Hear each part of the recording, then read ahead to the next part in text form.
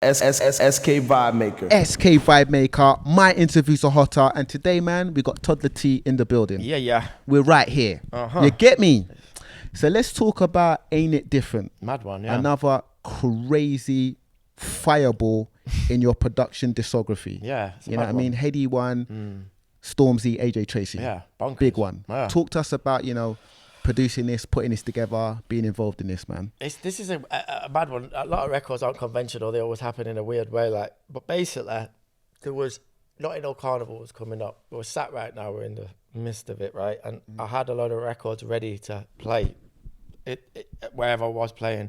And at the same time, there was a writing camp. You know what a writing camp is? Of course, man. Right, good. Some people. This is when a lot of writers and producers get together and they see what they can cross-pollinate and create, rather than it just being like one producer and one singer-songwriter artist down. There's a camp with all of them there. Yeah, so there's different rooms and they set up like two producers and a writer, artist, and everyone skips between. They're a really like practical way of getting a lot of music done shortly.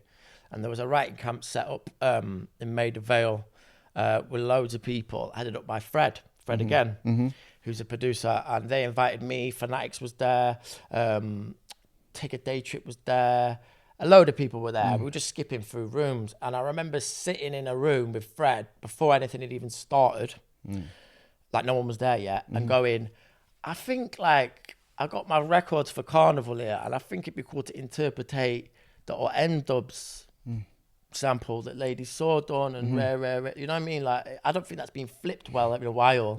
And obviously the No Long Talking, which is the original that Ras Kwame made into Bump and Grind, is the version. But for me, Bump and Grind is like, it's such a part of my youth. And I still think it's like completely brilliant. I just love that tune so much. I was like, whether it's the garage version or the original Lady Saw one. Yeah, exactly. But the garage version for me, I think, again, discovering dancehall backwards, I knew that before I knew Lady Saw, I think. So for me, that record, I just think it's so amazing. Anyway, I was like, that'd be a good one to interpretate. And Fred was like, all right, cool, show it me.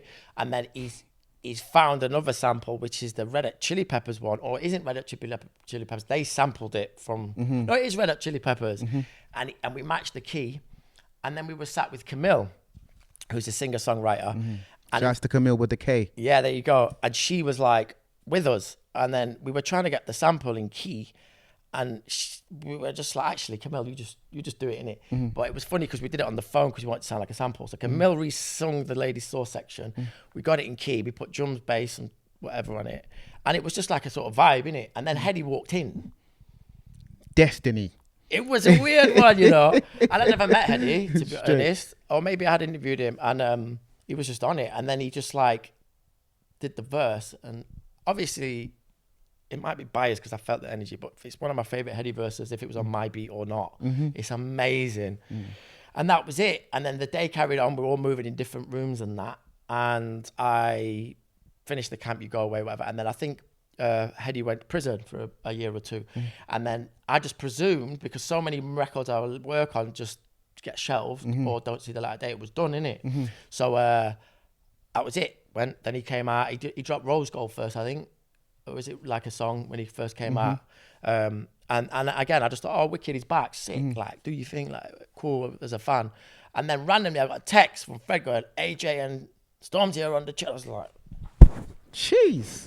Like, flipping. Discombobulated. Yeah, like, I didn't even know that was possible. So, stems went back and forth. We finished the tune. And it was at the end of his album campaign. And I think the swell of him as an artist and all the marketing and all that, like, sort of got to that tune. And it went to number 2. Again, didn't start buying records thinking I would be a producer who got to number 2 in the chart. It was never part of the ambition. Beautiful. Done a lot of units. Yeah, Platinum Plus, right? Eh? Yeah, platinum, yeah. There's not much publishing on it though.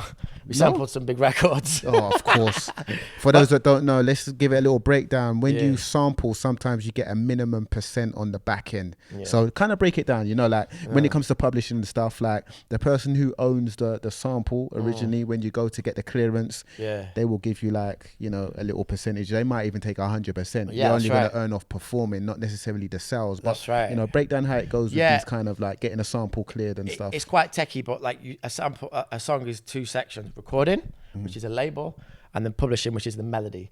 So, for example, "Baby, are you up for this?" Right? There's a recording of that a label will own. But if you played that on the piano, bing, bing, bing, bing, bing, bing, there's a publishing company that owns that. So you have to clear both. You have to clear the recording, and a lot of the time with that, you pay it off, or they'll take a percentage. And then the publishing, you got to clear too. So sometimes people go, I only want to do the performance bit because I can't afford to pay off the sample bit. So I'll replay the sample, which bypasses the label. Still have to clear the publishing.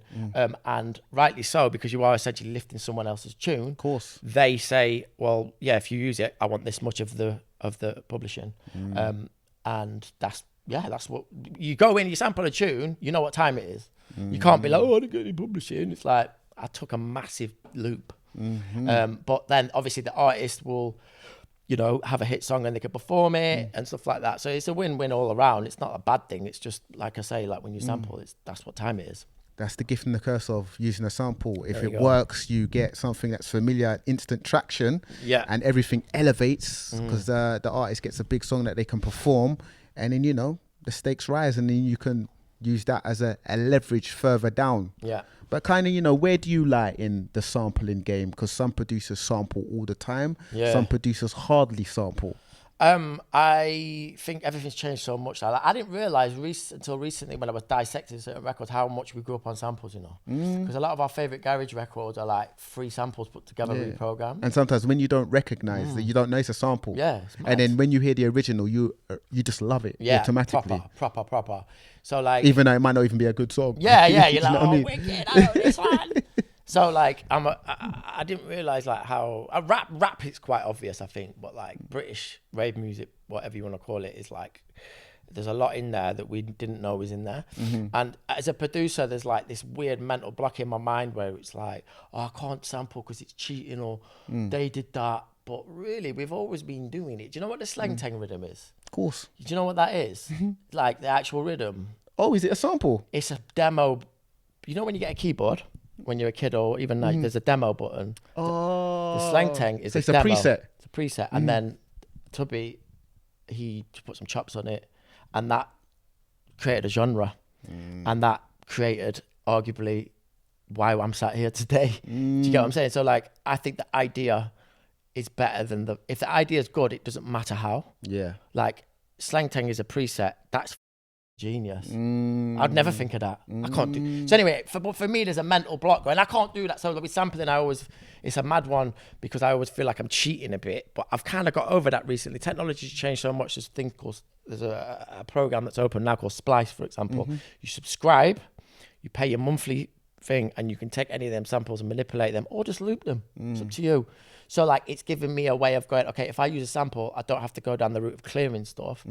And it's already paid for a little bit. So there's that mental block. But because I hear Splice on Drake records, Ye records, British records, it's become normal now in the culture, whatever you're going to call it. Like when back in the day, it'd be like the same breakbeat for jungle or rap, that I've kind of lost that kind of like insecurity about it because it's just ingrained in the sound now. And it's fun. It's fun again because I feel like I'm not cheating because everyone's doing it.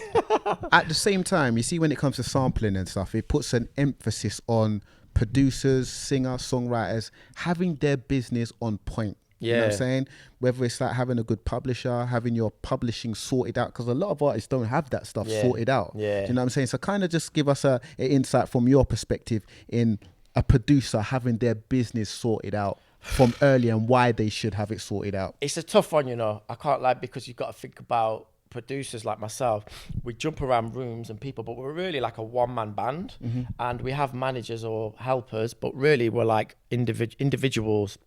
And this is it's a nasty game, the music biz. People will try and get from you as much as they can. A lot of the rules that aren't even actually rules were set by blokes in the 60s. The game's changed. And even me at 37, with 2 really good managers, being in the game for 20 years, I'm still fighting every day for like what I believe is fair and morally right. So imagine what a young one is like, who comes in the game with a laptop, who they just don't respect. It's tough, man. And I got to big up Owen Cuts, who's an amazing producer. He did the last Stormzy tune with Casa and them. He set up a WhatsApp group called the Producers Union. And it's everyone in there, for people like myself to youngers, and we're all just trying to advise each other and help each other, because even me, a lot of the time, I don't really know what's going on, and I feel like I feel bad for asking. I sometimes feel like if I test the infrastructure that's so dated, I'm being a pain in the arse. You know what I'm saying? Pause. So like all these things like that I have learned, even now, is tough. I think the information is out there like never before due to social media and stuff like that. I think what I advise any young producer to do is like, it's easy to think that you are like, you're just a little thing in this game, and actually the business is what matters. I always say this: there's the music industry, right? You take the industry out, music still exists. You take the industry out, you take the music out, there's no industry. And I don't think young people and young producers realize how important they are to the bigger picture, and they're almost intimidated by getting it wrong or asking for things like that. The producer and the songwriter and the rapper, or whatever in the room, that's the seed for the show, the merch, that's the film. nucleus. Without the music, there's no industry. That's what I mean. And I think because of the way the system's set up for so many years, like as a producer, it's really hard to kind of like just basically, how do I put value yourself? Yes, because the value, because you're taught that your value ain't that much, and it's tough. So the only advice I can give, because I'm still learning myself, as is everyone in this WhatsApp group who have got hit songs, is, you know, the information's there, but also ask for help from like mentors and elders, like DMs. Like I will happily, if I get a chance, reply to a young producer and help them, because I've been shat on. We all have. It's horrible and it's not fair. And I don't think it should be happening, but it is. So let's try and uplift each other and win together and all get paid and be treated with respect. Like unionism, isn't it? It's like union. But because we are individuals, we don't have a collective, and it not only with your money, with your meds, can make you feel very insecure and stuff. Well, I'm not saying it's all about, you know, being a producer, all about the money and making the most money. But a lot of the time, if the producer has his business straight, he actually makes more money than the performer, right? Potentially, yeah. If you've written the song and you've been on there, like a lot of the time, certain artists don't write their own song. If you write a song for someone and that song goes berserk, you're going to make more money off that recording than the actual artist. But the artist will go off and perform and, you know, get features and things like that. But there's a lot of money to be made in selling records. We're just not taught that because arguably the other side of the desk, the industry is eating it. Like the major label deals are 80-20. It's wild, bro. Mental. 80-20. Absolutely mental. Yeah. So at that 20%, if there's 4 people on the song, me, a writer, keys player, rapper, we'll get, what's that? 4, 8, 12, 16, 5% each or something. So you're taught that there's no money in it, but there is. I mean, like the people that go independent, which is easier said than done, and I understand that, are caking it. Caking it, because there's a lot of money to be made. We just don't really see it. So your discography, your production, early production work with like Roots Maneuver, right? And like Tinchy Strider, like slightly after that, to like right up to now with like Headie One and like, you know, Fredo, like I Caramba, you know what I mean, Stay Flee, Get Lizzie and Wiley and all that kind of stuff. You've had a lot of, and obviously all the reggae stuff you've done in between and up until now. You've seen a lot of this music generational change over the last 10 to 15 years. That's right. What's your take on the evolution of UK music, which in the last 15 years has gone from like, you know, garage to grime, dubstep to like more on the MC side of things with like the wave sound, the Afro bashment to the UK drill side of things. What's your take on the evolution of UK music? It's incredible, isn't it? Like there was a time when I was coming up, when there was like rappers, particularly where I was from, where if you rapped, it was like, oh, good luck. And now it's a career for people, and it's an ecosystem for those individuals in it. Because like, if you're a good rapper, you can employ your friend to manage. They can take on an artist. They can tour. Like it's creating like ecosystems and economies within the UK from people's talent. Whereas like when I was coming up, and I presume the same as you, but in Sheffield, it wasn't even on the horizon. So to see that is beautiful. And as I kicked on earlier, I think a lot of records have become popular, so popular. They're in the pop chart, but they're not always meant to do that. And that's when I think we all celebrate it as a scene. Because, you know, it's like, oh my gosh, everyone loves this tune that I love as well. This is amazing. But obviously, when something's making money, out come the vampire. And that happens all the time, right? You know what I mean? Whether that's music, fashion, food, tech. And we're seeing it again a little bit right now. I'm hearing a lot of records that are obviously made by the label as opposed to the artist. And it's hard for the artist, and I get it. And I hold my hand up and say I'm just part of that problem sometimes. But I think we're in a transitional period where the drill thing was so authentic to that generation, and it still is. But there's a lot of records that I can hear the label making over the scene. And what tends to happen then is a new thing comes up. It happened with garage to an extent, drum and bass, jungle, etc. And so I think there's something around the corner, those things that get born out of the scene and a culture, they're the best bits. So I think right now it's a bit of a transitional period, but what's coming is going to be incredible. So you kind of just touched on something there about, you know, songs being made by the artist versus being made by the label. Talk to us about the distinction between both of those things, just in case people don't understand what you're talking about. I guess I'm in the middle of it. So it's easy. I just said that statement quite bold, but people are what you're on about. It's like, for example, like I'll be in here sometimes and the A&R will send a tune to the artist and as a suggestion for a sample or something, which is fine. But I can't touch that sample. It's too important to me and the come up and the human being. And I don't want to flip it into a thing that is then just basically a money machine for the person that sent it. Do you understand? Whereas like, I'm hearing that in music a lot with the sample trend we've got right now in the pop rap stuff. I can just sort of hear the label going, sample that, do that. Like, whereas like the songs that like come from the other side, like the DJs, the culture, the rappers, I don't often hear that. Does that make sense? And it's just A&R, isn't it? It's always been happening. It'll always happen. A lot of the time, the people that labels, their main mission is to shift as many tunes as possible as quickly. And then a scene or a sound that's organic, it's not even on the radar while they're making music yet. And that's how you get genres like grime and drill and Afro swing and all these things. They just happen, they grow organic. Whereas that thing, it's a bit more like, that's going to work, so do that for me now. You know what I mean? And you can hear it in the music sometimes. I want to touch on the fact that anyone who hears a Toddla T production, a lot of the time can hear a dancehall backbone to it. A dancehall influence. That's right, yeah. Where did your journey or your love for Jamaican, Caribbean culture and dancehall start? So, obviously, I mentioned earlier, I'm from Sheffield. My first love of music was out of the kind of like when you're young and when we was young, and you just hear on the radio and you just get given like Now 38 or whatever it was them times, was rap music. Now, how I consumed that was the Radio On Rap Show, MTV based, but my cousin also gave me Biggie Ready to Die on cassette. And I went to my grandma's house for the month and I was just like this is everything to me. And that to me is still kind of my favorite album ever for so many reasons, but that was the start of my journey into black music. We had a pirate radio there was one called SCR.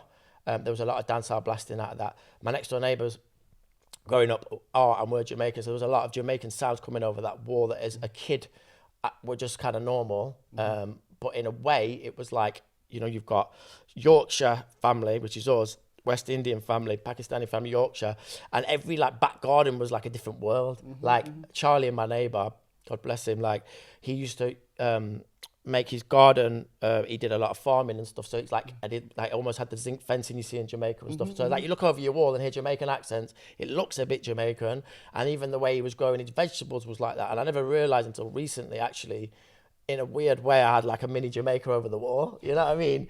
And then over there was like a Pakistani family who had their culture, and you could smell their smell. It was beautiful. So it was always around, but as a kid, I didn't know or really even care. It was just normality. And then there was a festival called Music in the Sun in Sheffield, and I remember when Red Rat came, a lot of the kids from my school had West Indian heritage, were like, Red Rat's coming, and I wasn't really sure who Red Rat was at this time, but I was like, oh wow, this sounds exciting and that. But I didn't really get it properly until I started raving and DJing.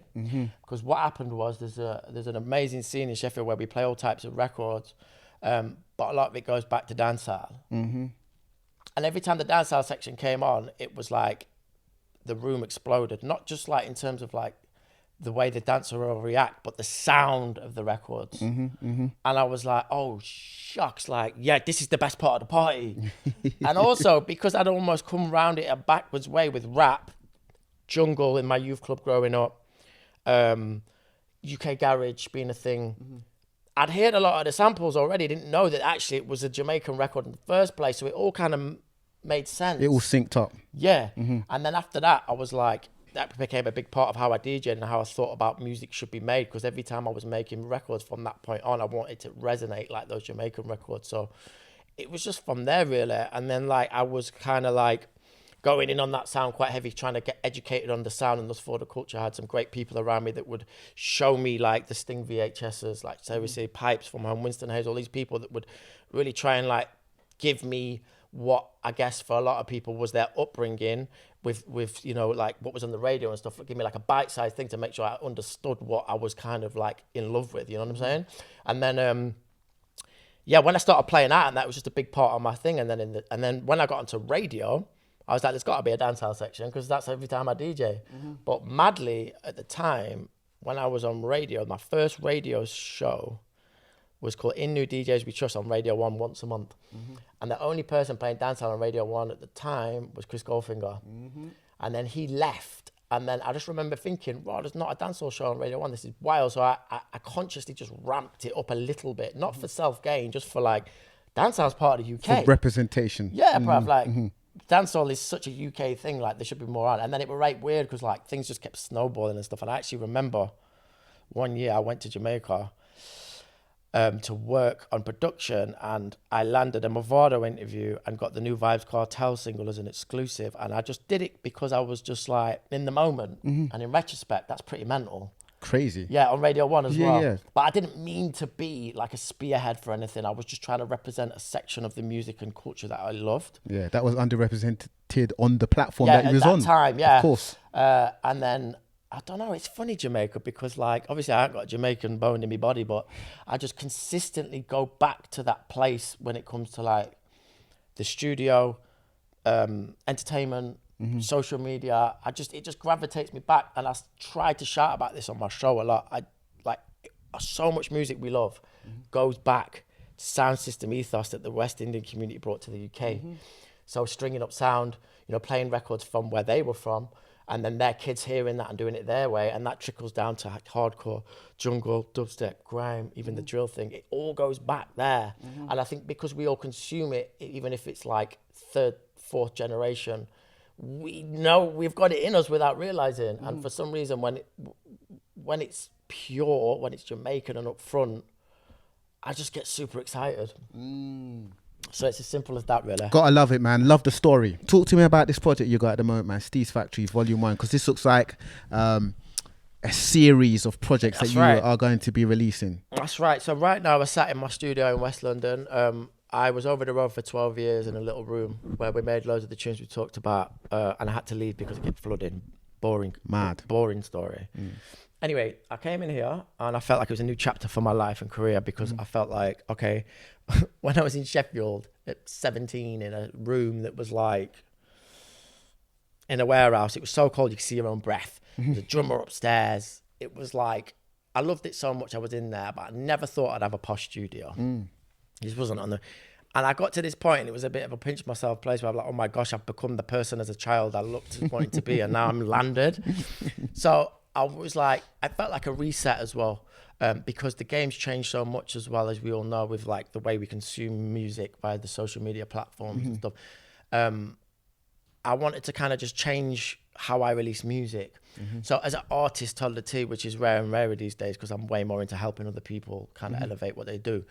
It's kind of hard for me to put music out, because what I found is I've done a bit of everything. We've obviously touched on reggae and rap stuff, but I've got a big part of me that's like dance music, and always has been and always will be. But when I take a collection of art to an investor, whether that's a distributor label, they just, computer says no, because they don't understand why I've got a Runckus song and a Becky Hill song. They just don't get it, and that's fair enough. But I'm like, I'm not going to change who I am in the studio for the business mold. I never really have done that.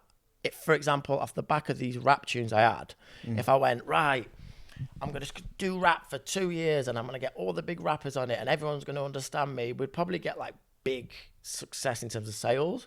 But when I come in here every day, there's just certain moods where I'd want to make a roots record, I want to make a dance record. And so I can't necessarily like strategically stay in one lane. I think it's my ADHD and that's just like, so I was like, right, okay, no one's going to invest in this music. That's fine. The game's changed. They want it all to sit in one space for one playlist and one set of audience. Cool, I get it. Boom.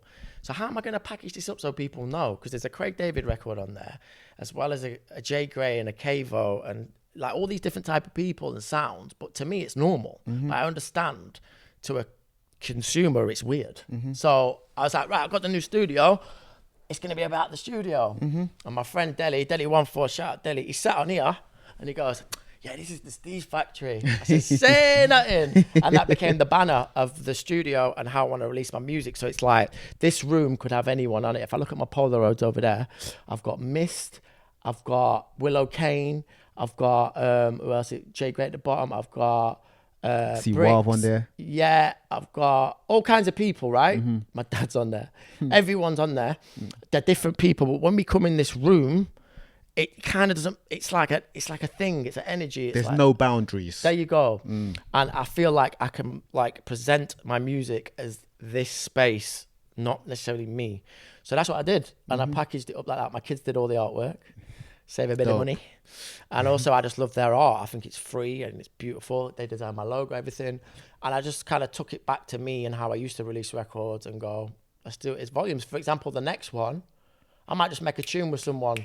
I might make a tune with, I don't know, whoever. Someone that I just think's brilliant. And I've now got an outlet for it that makes sense. Whereas before I was feel like, oh, I'm just chucking tunes out for the sake of it and they're not really landing. Even if none of these tunes land, they're part of something bigger and wider that can live a bit longer because the next volume can go back to the other volume and stuff like that. So there's a mini doc as well. It's like a day in the life of that drops us with it. So you can see how I kind of work and you know, have fun in here.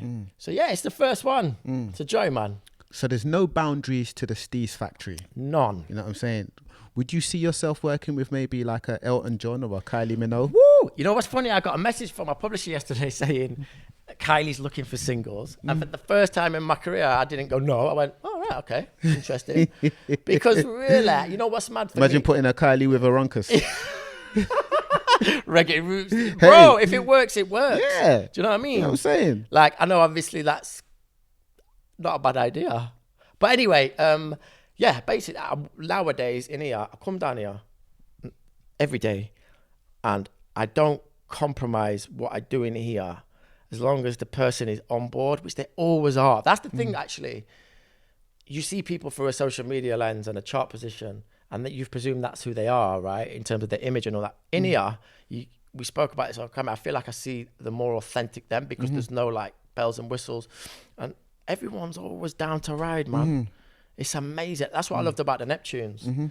They did a Britney song and then like a, you know, like a Pusha T tune and then a Timberlake tune. And then they do Boss Man with Beanie Man and that. Yeah, it's a greasy thing. Yeah. But it was all Neptunes and it was all great. So I'm not saying I'm Neptune. No way. Forget about it. But I just love that ethos of like, if you're down, let's get it. Straight up.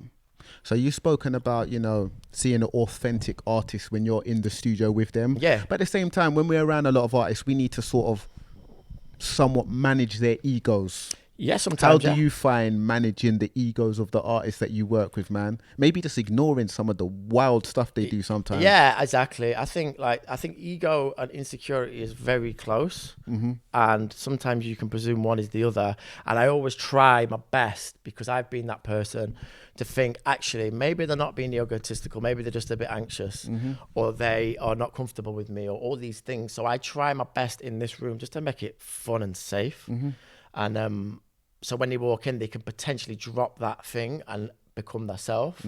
If someone does come on an ego thing and that, which to be honest is super rare, I just go, all right, it's that time. Let's just make some art anyway. That's all I can do in that scenario, isn't it? Say no more. Yeah. If only we all looked at it like that. Hey. SK Vibemaker.